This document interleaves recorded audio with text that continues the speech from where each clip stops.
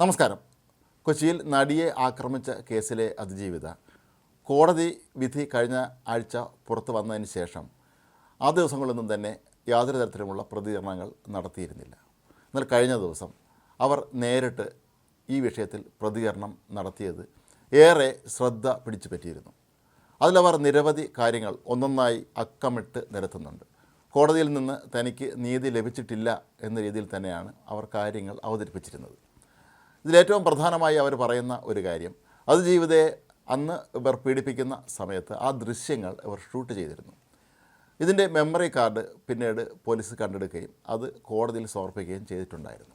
എന്നാൽ ഈ memory card പിന്നീട് കോടതിയിൽ നിന്ന് കോടതിയുടെ കസ്റ്റഡിയിൽ സൂക്ഷിച്ചിരുന്ന അതീവ സുരക്ഷിതമായി വെച്ചിരുന്ന കാർഡ് ടാമ്പർ ചെയ്യപ്പെട്ടു എന്നുള്ളതായിരുന്നു. അതിൻ്റെ ഹാഷ് വാല്യൂ മാറ്റിയതായും അത് ടാമ്പർ ചെയ്യപ്പെട്ടു എന്നുമുള്ള പരാതി തനിക്ക് ഉണ്ട് എന്നും ഇക്കാര്യത്തിൽ കൃത്യമായ അന്വേഷണം നടന്നിട്ടില്ല എന്നുമാണ് അതിജീവിത വീണ്ടും കഴിഞ്ഞ ദിവസം വ്യക്തമാക്കിയിരിക്കുന്നത്. മാത്രമല്ല, ഈ കേസിൽ ആദ്യമെത്തിയ 2 പബ്ലിക് പ്രോസിക്യൂട്ടർമാർ കോടതിയിൽ നിന്നുള്ള നിലപാട് കാരണം അവർ അത് ഉപേക്ഷിച്ചു പോയ കാര്യവും അതിജീവിത ചൂണ്ടിക്കാട്ടുന്നുണ്ട്.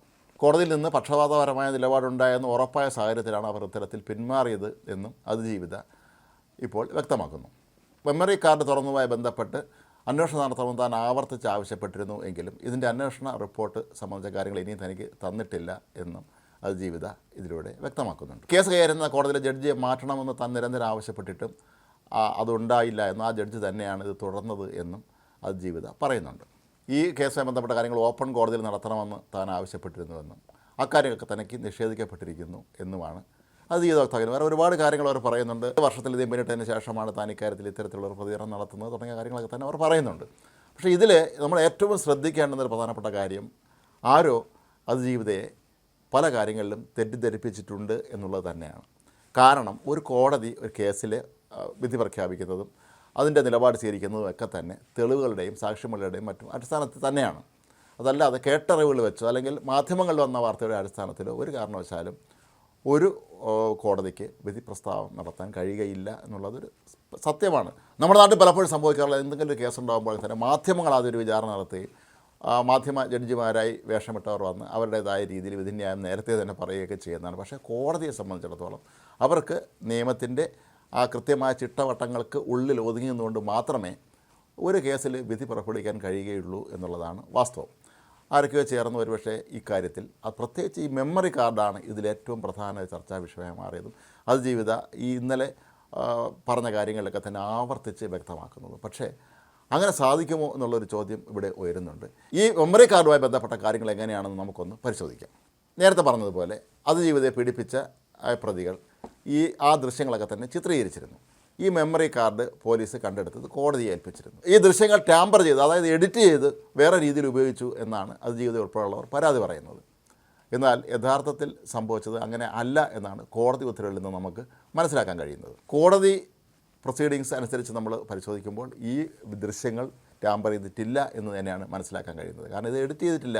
ഏത് ദൃശ്യങ്ങളാണോ കോടതിയുടെ വശം അന്ന് പോലീസ് ഏൽപ്പിച്ചത് അതേ ദൃശ്യങ്ങൾ തന്നെയാണ് പിന്നീട് കോടതി അതിൻ്റെ അന്വേഷണവുമായി ബന്ധപ്പെട്ട് അല്ലെങ്കിൽ കോടതി വിചാരണയുമായി ബന്ധപ്പെട്ടൊക്കെ തന്നെ ഉപയോഗിച്ചിട്ടുള്ളത്. തെളിവുകളിൽ വളരെ പ്രധാനപ്പെട്ട ഒന്നാണ് ഈ മെമ്മറി കാർഡ്.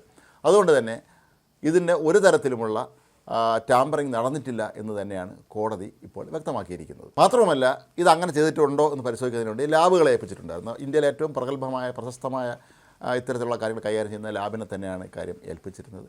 ലാബിൽ നിന്ന് കിട്ടിയ റിപ്പോർട്ട് അനുസരിച്ച് ഇതിലെ ദൃശ്യങ്ങൾ ഒരു കാരണവശാലും എഡിറ്റ് ചെയ്തിട്ടില്ല എന്ന് തന്നെയാണ് മനസ്സിലാക്കാൻ കഴിയുന്നത്. അപ്പോൾ രാജ്യത്തെ വിശ്വാസയോഗ്യമായ ഒരു ലാബിൽ നിന്ന് ലഭിക്കുന്ന റിപ്പോർട്ടിനെ കോടതിക്ക് എങ്ങനെയാണ് തള്ളിക്കളയാൻ കഴിയുക എന്നുള്ള ചോദ്യം അവിടെ ഉയരുന്നുണ്ട്. ഇക്കാര്യത്തിൽ കോടതിക്ക് ഒരു തരത്തിലുമുള്ള തർക്കമില്ല. ഇത് വീഡിയോ എഡിറ്റ് ചെയ്തിട്ടില്ല എന്നുള്ളത് കോടതി തന്നെ വ്യക്തമാക്കിയിട്ടുണ്ട്. അപ്പോൾ ഈ ഒരു ആവശ്യം, അതായത് ഇതിലെ ദൃശ്യങ്ങൾ എഡിറ്റ് ചെയ്ത് മാറ്റി ടാമ്പർ ചെയ്തു എന്നുള്ള അതിജീവിതയുടെ അവരുടെ അനുകൂലിക്കുന്നവരുടെയൊക്കെ തന്നെ ഈ ഒരു പരാതി അടിസ്ഥാനരഹിതമാണ് എന്ന് കോടതി തന്നെ ഇപ്പോൾ വ്യക്തമാക്കിയിരിക്കുകയാണ്.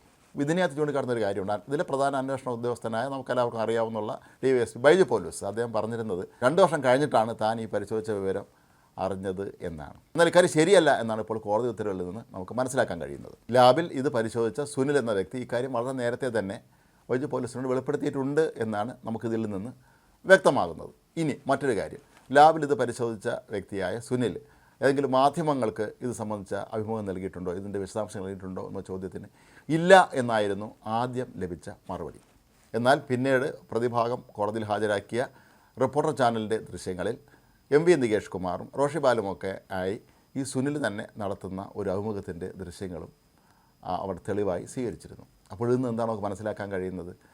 കൃത്യമായി ഇവരെല്ലാവരും തന്നെ നേരത്തെ ഇതേക്കുറിച്ച് മനസ്സിലാക്കിയിരുന്നു. ഇത് തെളിവില്ലാത്ത ഒന്ന് തന്നെയാണ് എന്നും വീഡിയോ ദൃശ്യങ്ങൾ ടാമ്പർ ചെയ്തു എന്നുള്ള ആരോപണം നിലനിൽക്കുന്നതല്ല എന്നുള്ള കാര്യം അന്വേഷണ ഉദ്യോഗസ്ഥനുൾപ്പെടെയുള്ള എല്ലാവർക്കും തന്നെ നേരത്തെ മനസ്സിലായിരുന്നു.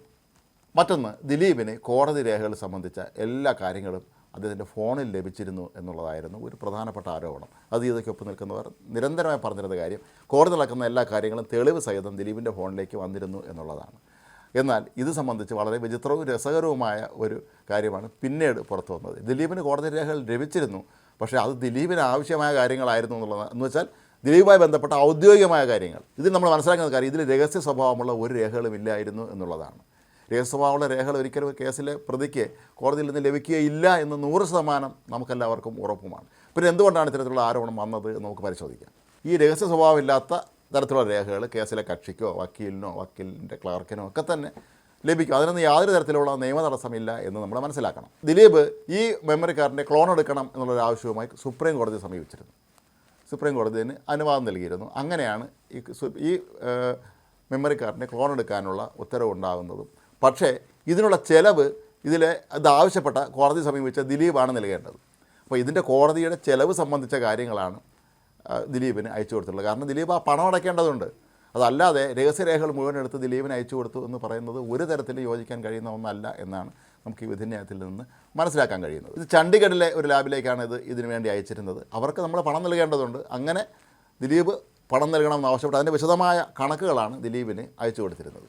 മാത്രമല്ല കോടതിയിൽ ഈ കേസുമായി ബന്ധപ്പെട്ട സ്പെഷ്യൽ പ്രോസിക്യൂട്ടറും പറഞ്ഞത് ഇതിലെ ദൃശ്യങ്ങൾ ചോർന്നിട്ടില്ല എന്ന് തന്നെയാണ്. ഇതൊക്കെ തന്നെ നമ്മൾ മനസ്സിലാക്കുന്നത് ഇതിൻ്റെ വിധിന്യായം 1700-ലധികം പേജുകളുള്ള വിധിന്യായം പുറത്തു വന്നപ്പോഴാണ്. അതല്ലാതെ ഓരോരുത്തരും ഓരോ സങ്കല്പ കഥകൾ ഉണ്ടാക്കി പറയുകയും ദിലീപിനെ തന്നെ പ്രതിസ്ഥാനത്ത് നിർത്തി, അതായത് ചത്തത് ഗീജാണെങ്കിൽ കൊന്നത് ഭീമൻ തന്നെ എന്ന രീതിയിലേക്ക് കാര്യങ്ങൾ പോകുന്ന അവസ്ഥയിലാണ് ഈ കേസിൻ്റെ പല ഘട്ടങ്ങളിലൂടെ ഇത് കടന്നുപോയത് എന്ന് വേണം നമ്മൾ മനസ്സിലാക്കാൻ. മാത്രമല്ല ഈ ദൃശ്യങ്ങൾ ഇതിൻ്റെ എവിഡൻഷ്യൽ വാല്യൂ ഉള്ളത് തന്നെയാണ്, ഇത് തെളിവ് തന്നെയാണ്. അപ്പോൾ അത്തരത്തിൽ നമ്മൾ നോക്കുമ്പോൾ ഈ കാര്യങ്ങളൊക്കെ തന്നെ അറിഞ്ഞുകൊണ്ട് തന്നെയാണോ അതിജീവിത ഇക്കാര്യം പറഞ്ഞത് നമ്മൾ സ്വാഭാവികമായിട്ട് ചിന്തിക്കേണ്ടത്. പക്ഷേ അതിജീവിതയെ സംബന്ധിച്ചിടത്തോളം അവരുടെ ജീവിതത്തിലെ ഏറ്റവും അവരുടെ ദുർഘടമായ ഒരു കാലഘട്ടത്തിലൂടെ മാനസികാവസ്ഥയിലൂടെ ആയിരിക്കാം കടന്നു പോകുന്നത്. അവർ ഒരുപാട് ദുഃഖങ്ങൾ അനുഭവിക്കുന്നുണ്ട്. ഈ സംഭവവുമായി ബന്ധപ്പെട്ട് കേസുമായി ബന്ധപ്പെട്ട് അവർ ഒരുപാട് ബുദ്ധിമുട്ടുകളും വിഷമവും ഒക്കെ തന്നെ അനുഭവിച്ചിട്ടുള്ള ഒരാളാണ്. പക്ഷേ ആരൊക്കെയോ അവരെ ചേർന്ന് ഈ കോടതി നടപടികൾ സംബന്ധിച്ച ഈ പ്രത്യേകിച്ച് മെമ്മറി കാർഡുമായി ബന്ധപ്പെട്ട കാര്യങ്ങളെക്കുറിച്ചൊക്കെ തന്നെ തെറ്റിദ്ധരിപ്പിച്ചു എന്ന് വേണം നമ്മൾ കരുതാൻ. മാത്രമല്ല ദിലീപ് അതിജീവിതയുടെ സിനിമയിൽ അവസരങ്ങൾ ഇല്ലാതാക്കി എന്നുള്ള ആ ഒരു ആരോപണവും നിലനിൽക്കുന്നതല്ല എന്നിപ്പോൾ കോടതി ഉത്തരവിൽ വ്യക്തമായി പറയുന്നുണ്ട്. ഇതിനെ സംബന്ധിച്ച് യാതൊരു തെളിവുകളും ലഭ്യമായിട്ടില്ല. ഇവിടെ നമ്മൾ മനസ്സിലാക്കേണ്ട കാര്യം എന്താണ്, പലപ്പോഴും ഇത്തരം സംഭവങ്ങളൊക്കെ വലിയ തോതിലുള്ള വിവാദങ്ങളുണ്ടാകുമ്പോൾ ഒരുപാട് പേർ വാദിക്കും പ്രതിക്കും ഒക്കെ ഒപ്പം ചേർന്ന് ഇറങ്ങും. ഇവരിൽ എത്ര പേർക്ക് കോടതി നടപടിക്രമങ്ങളെക്കുറിച്ചോ എവിഡൻഷ്യൽ പ്രൊസീജിയറിനെക്കുറിച്ചോ ഒന്നും തന്നെ അറിയാൻ പാടില്ലാതെ പലപ്പോഴും അവർ സ്വന്തമായി ഓരോ കഥകൾ സങ്കല്പിച്ച് ഇടുകയും ഈ കഥകളനുസരിച്ച് കാര്യങ്ങൾ മുന്നോട്ട് പോകണം എന്ന് ആഗ്രഹിക്കുകയും ചെയ്യുമ്പോൾ അത് ഒരിക്കലും ഒരു കോടതിക്ക് ചെയ്യാൻ കഴിയുകയില്ല എന്നുള്ളത് ഉറപ്പാണ്.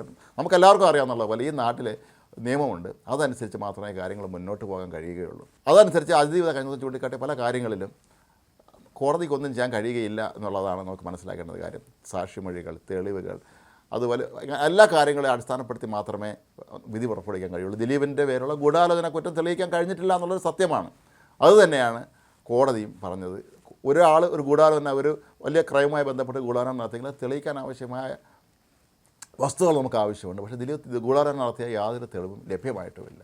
ഒരു പക്ഷേ സിനിമയിൽ തന്നെയുള്ള ആളുകളുടെ പരസ്പരമുള്ള അവരുടെ പകയോ അതല്ലെങ്കിൽ അവരുടെ ഗ്രൂപ്പ് തർക്കങ്ങളോ പ്രശ്നങ്ങളോ ഒക്കെ തന്നെ ആകാം ഒരു പക്ഷേ ഇതിലേക്ക് വഴിതെളിച്ചത്. പക്ഷേ ഇതിൽ നമ്മൾ മനസ്സിലാക്കേണ്ടുന്ന കാര്യം അതിജീവിതയുടെ ദുഃഖം നമ്മളെല്ലാവരും ഏറ്റെടുക്കുന്നു. ഒരു ലോകത്ത് ഒരു സ്ത്രീക്കും ഈ ഒരു അനുഭവം വരാൻ പാടില്ലാത്തതാണ്. പക്ഷേ അതേസമയം തന്നെ കഴിഞ്ഞ ദിവസം അവർ ഉന്നയിച്ചിട്ടുള്ള പല കാര്യങ്ങളെക്കുറിച്ചും ഇപ്പോഴും ആശയക്കുഴപ്പം ഉണ്ട് എന്ന് തന്നെയാണ് നമുക്ക് മനസ്സിലാക്കാൻ കഴിയുന്നത്. കാരണം ഈ മെമ്മറി കാർഡുമായി ബന്ധപ്പെട്ട് തന്നെയാണ് ഇതിൽ ഏറ്റവും പ്രധാനപ്പെട്ട ഒരു വസ്തുത അവരാരോപിക്കുന്നത്, അല്ലെങ്കിൽ അവർക്കൊപ്പം നിൽക്കുന്നവർ പറയുന്നതൊക്കെ തന്നെ. പക്ഷേ ആ മെമ്മറി കാർഡുമായി ബന്ധപ്പെട്ട് അത് ലീക്കായെന്നോ അതല്ലെങ്കിൽ അത് ടാമ്പർ ചെയ്യപ്പെട്ടെന്നുള്ള ഒരു തെളിവും ഹാജരാക്കാൻ പ്രോസിക്യൂഷന് കഴിഞ്ഞിട്ടില്ല എന്ന് മാത്രമല്ല ഇത് എവിഡൻഷ്യലാണ് ഈ തെളിവുകൾ എന്നുകൂടി സ്പെഷ്യൽ പ്രോസിക്യൂട്ടർ കോടതിയെ അറിയിച്ച സാഹചര്യവും അവിടെ ഉണ്ട് എന്നുള്ള കാര്യം ഓർക്കുക.